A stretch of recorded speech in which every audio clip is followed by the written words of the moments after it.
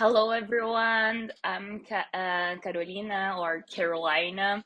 I'm here to talk a little bit about my story in Taiwan. So I want to share how was my PhD there. I decided to record this video in English so I could reach more people and more people could like understand what I'm talking about.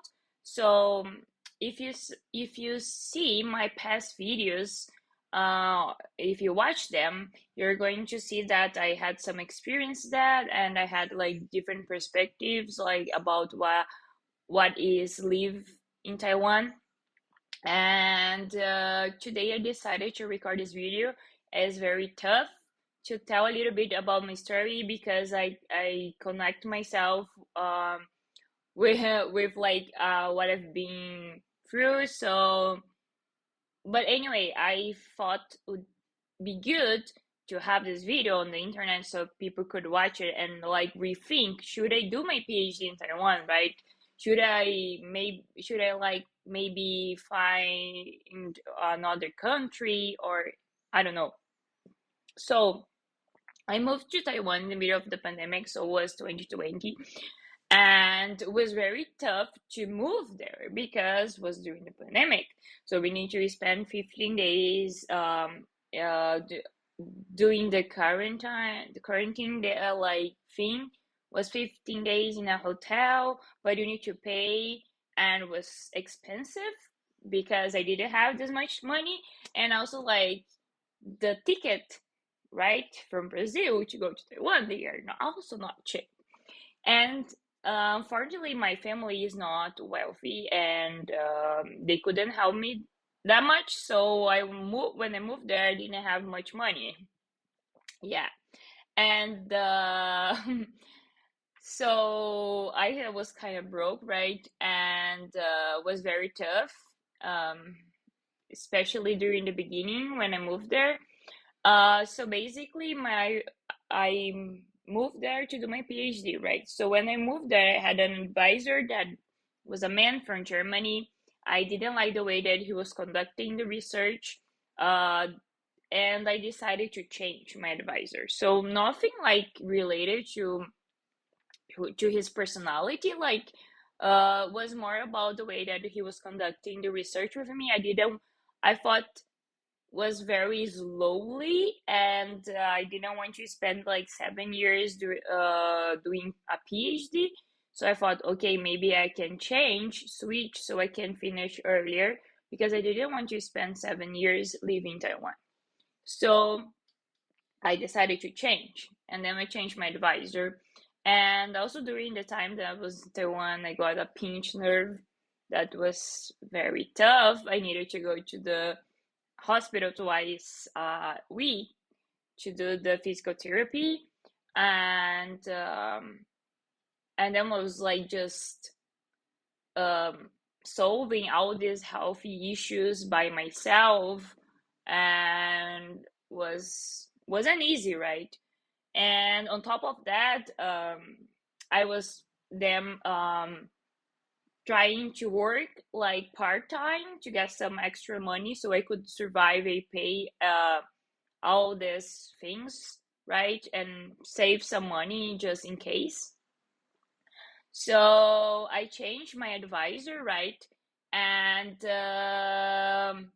in the beginning, things were okay, but I realized that we had a kind of problem of communication.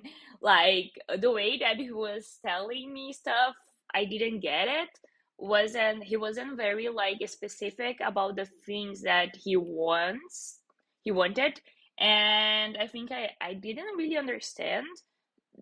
Like, so I was basically doing my research by myself. We didn't have like meetings, or we didn't have like maybe monthly meetings or weekly meetings, nothing like that. So when I had something done, I would just like send him, and he used to take like sometimes 1 month, 2 months to reply me. And so I just felt also like, okay, I just gonna do my research and finish my PhD by myself, right? Because he doesn't help me. And then I was like doing my research, send things to him. He used to take like ages to reply me or to text me back. So the communication was very hard. And I needed to do my, it's not a defense, is before the defense is the, oh my god, I forgot the name. So anyway, it's like a presentation that you do like 1 year before the defense, the final defense, the qualification. So I wanted to do the qualification, and I sent everything to him, and he wasn't like replying me. He was like, he wasn't correcting my things, and I was just doing by myself. So at that point, like I also need to submit a paper, and I sent him the paper, and he didn't correct the paper, and I was like, I will ask him, I'm gonna submit this paper. I didn't get any response back. I did submit the paper, so then he did a whole conversation saying that I was a bad student. How could I submit a paper without his concern? And was very tough. I got in a place that I was very, very anxious and very, very depressed. I went to the doctor, a psychologist, sorry, psychiatrist. The doctor, um, I started to take some meds because I couldn't like handle that, even though I also do therapy, like weekly therapy, but the things start getting very tough to me. And I so he couldn't like schedule the qualification before I need to leave to Brazil. So I bought a ticket to go to Brazil to visit my family for a while, and I went to do the qualification before, so I could spend a little more time with them. So he didn't do that. He said he would schedule that, but he wasn't able. So I said I wanted, but he said he would do it.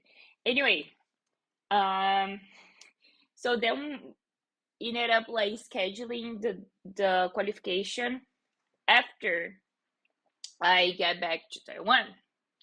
And I asked him to do the qualification online because it was like kind of his fault because he wasn't able to do that. And he said, no, it's impossible because, and then I also present the paper from the doctor saying that I was suffering, I had some issues, and was very anxious to try to see if he could like maybe open this opportunity. And he said no. He was like saying that I was trying to bribe them, him, and also like people from the department. And anyway, that's crazy.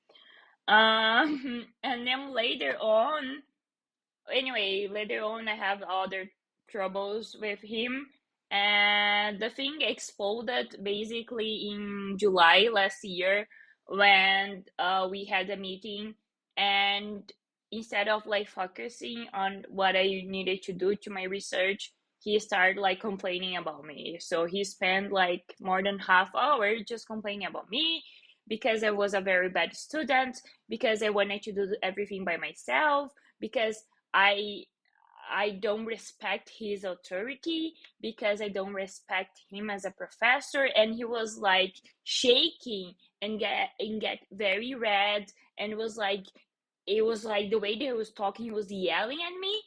And I got I got in a place that I couldn't handle that anymore, so I left the room. So because I couldn't anymore. I couldn't. I was like, God, I can't hear anymore that. So I was shaking. I had a panic attack, and I had nobody to help me. I had nobody to help me. I called the international department to see if they could do something. They didn't help me. I went to the department, talked to the secretary. to see if she could help me because I was scared. I was alone and nobody could help me. When I got to the department, he was laughing at me. So I got to the department, I talked to the secretary, and he got there and he was laughing at me. He was calling me crazy. And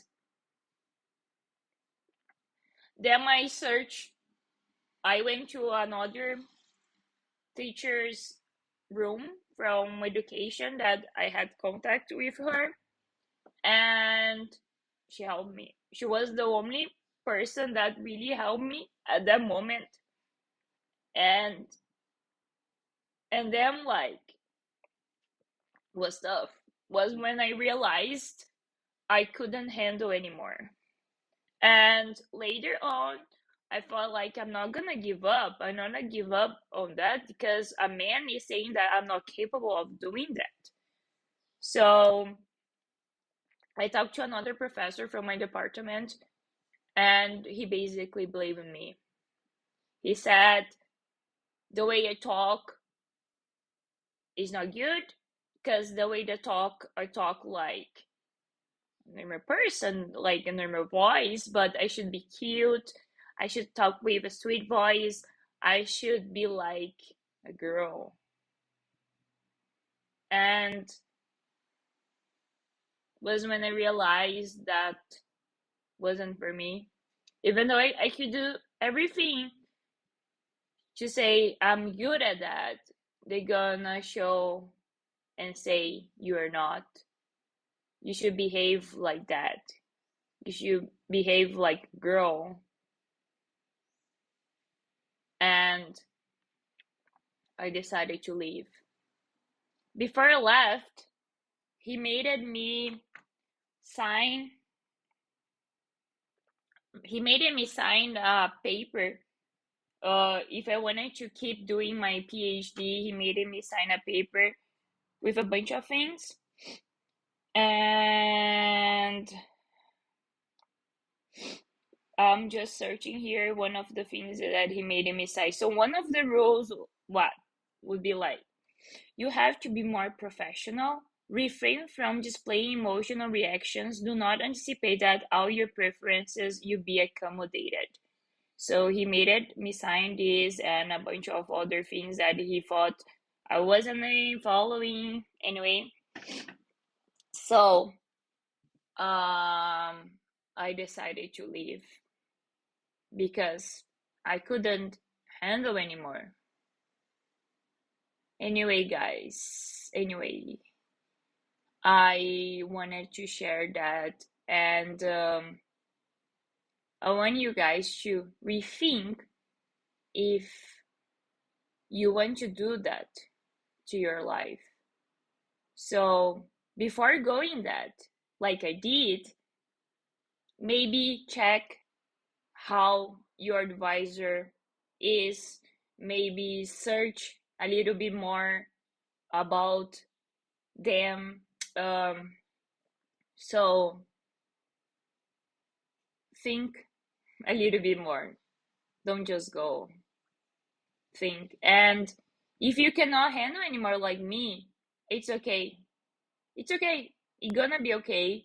You have another chances. You have another opportunities. Maybe you can just start over. That's what I did. I start over. I gonna take longer to finish this PhD, but I gonna finish because I know I can. I know I'm capable of that. And it's not a man that gonna stop me. Okay? Thank you. Take care. Bye bye.